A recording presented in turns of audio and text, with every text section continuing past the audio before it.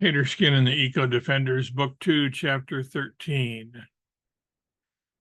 The dates on the JNGs had been set to the year 1861 when the Civil War began.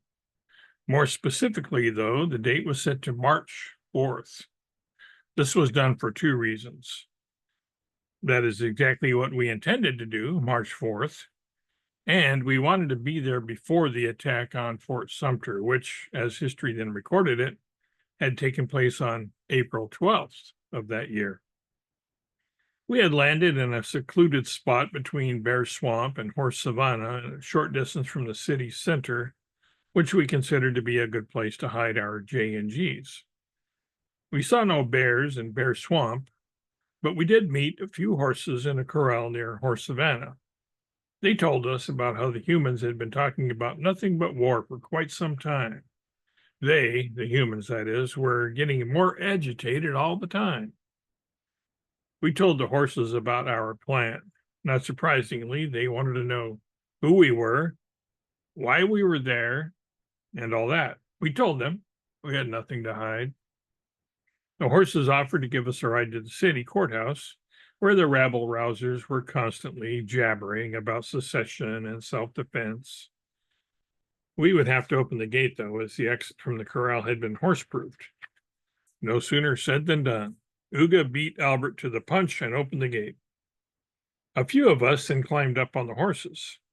Those that did so, Rovette and I and the pups went on paw, opted to ride not because they needed to do so, but for the sheer novelty of the experience. The elephants, of course, were too large to ride a horse, as were the rhino and hippo, but Uga, Marmalade, Draco, and Rinky took advantage of the offer. The gorilla on the largest horse and the other three riding together on another. To say our entrance at Charleston City Hall made an impression would be an understatement. The officials there did not invite us in for a conference as we had hoped. They had some silly rule about no horses being allowed inside the building. And although our local friends recommended that we dismount and go in without them, as there were no rules barring gorillas, elephants, rhinos, hippos, and such from the courthouse, we declined. One reason for this was that we realized that there being no rule barring our larger members from entry was simply an oversight on the part of the unimaginative local politicians, not a tacit approval on their part of having us enter their sanctum sanctorum. It didn't matter, though, because the magistrates and other officials, as well as many gawkers and bystanders, both innocent and otherwise, came out to see what the meaning of this unprecedented interruption was, as they termed it to be. Brief introductions were made, although when Albert tried to tell them the names of we animals, they waved him off. They didn't care to know our names. They claimed to have no time or patience for that. The leader or spokesman of their group was a man named Jefferson. I don't know if that was a given name or a surname. If the former, he was probably named after Thomas. It was way too early in U.S. history for him to have been named after a Jefferson airplane or starship. We told them that we were there to prevent the Civil War. They claimed they didn't know what we were talking about. Albert asked Jefferson, "Are you trying to tell me you haven't been planning an insurrection against the United States?" "We're not saying one way or the other about that," Jefferson replied. "If we were, it wouldn't be what we would call a civil war, though." "I agree that civil war is a fairly misleading word for it," Albert said. "So what would you call it?" The men looked at us suspiciously, and if not for the presence of the elephants, rhino, hippo, gorilla, lion, tiger, cheetah, and hyena, probably would have ordered us off the premises. If we did have such an intention, we would probably call it the War of Northern Aggression, or the War between the States. "I consider that a confession," Albert said. "I know exactly what you have planned: to fire on Fort Sumter and secede from the Union." The men looked at each other, shocked and confused. "There must be a chatterer among us," Jefferson muttered under his breath, looking daggers at those arrayed around him one by one. "No, I know that because I come from the future," Albert said. from the year 2527 to be precise. I can tell you this. If we allow you to proceed with your plan, you will begin the Civil War, and 750,000 humans will die. Also, between 1 and 3 million horses, donkeys, and mules, as well as countless cows, chickens, pigs, rabbits, squirrels, and so on.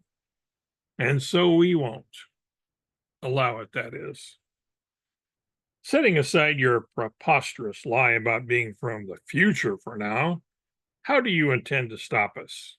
We have guns. You have dumb beasts, is all. We can kill them at will. We have sharpshooters. Who are you calling dumb? Alexis said. And who are you calling liars? I added, but they naturally couldn't understand my barking. They understood Alexis because she spoke in English, even copying to some extent the southern accent of our antagonists. Again, the men looked at each other nonplussed. This must be some kind of parlor trick, Jefferson said. A birdie that can respond in a seemingly sensible fashion? I've got it. People are always calling all y'all's animals dumb, so you taught him to say that at some signal you gave him, he accused Albert. No signal, and I'm a she, Alexis replied. Open your eyes. Pay attention. If I was a male, would my red tail feathers also sport these silver hues? She said, shaking her tail feathers to draw attention to the silver streaks in them. How should I know, you blasted bird? Jefferson sputtered, who was decidedly no ornithologist. Alexis continued her counterattack. You call us dumb, and you can't tell a male from a female? After an exasperated grunt, the rebel leader reiterated his belief that they had us outnumbered, outmaneuvered, and outfoxed. Think again, Stripes said.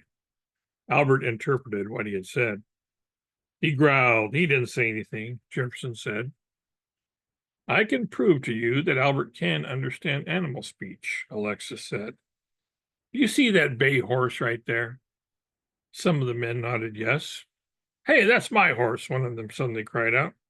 I think the man's name was Buford, or Rufus, or Doofus, something like that. Be quiet now, Alexis warned Jefferson. That horse will tell Albert her name, and Albert will then interpret what the horse said to you. And there's no way for Albert to have already known it. Using the mammalian lingo, which she knew almost as well as her native Birdian, Alexis asked the horse its name. Without hesitation, the equine immediately whinnied. He said his name is Scout, Albert told the men. Those who knew that Scout was indeed the horse's name looked surprised and disturbed by Albert's guess. Some even winced or were visibly startled.